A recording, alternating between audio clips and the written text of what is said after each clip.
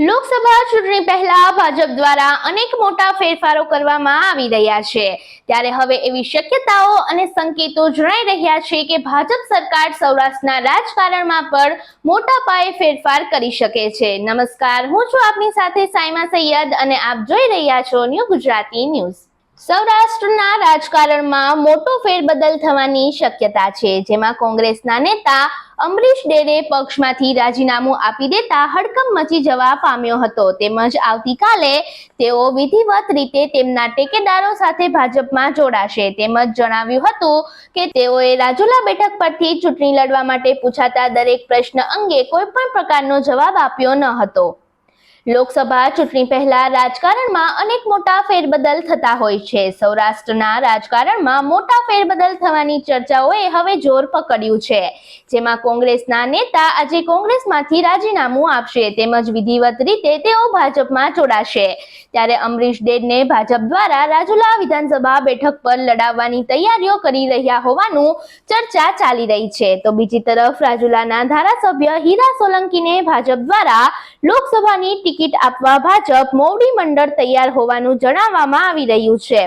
ત્યારબાદ ટૂંક સમયમાં અમરીશ ડેર ધારાસભ્ય પદેથી રાજીનામું આપશે। ભાજપ રાજુલાના ધારાસભ્ય હીરા સોલંકીને ભાવનગર લોકસભા બેઠક પર ઉતારવામાં આવે તેવી ચર્ચાએ જોર પકડ્યું છે, જેને લઈ ભાવનગર બેઠક પરથી ભારતીબેન શિયાળનું નામ કપાઈ શકે છે। હવે મહત્વની બાબત એ છે કે કોંગ્રેસ અને આપ દ્વારા ભાવનગર અને ભરૂચ બેઠક પર ગઠબંધન ઉમેદવાર ઉતારવાની જાહેરાત કરી છે, ત્યારે વિપક્ષની રણનીતિનો જવાબ આપવા ભાજપ ભાવનગરમાં કોળી સમાજનો ચહેરો ઉતારી શકે છે।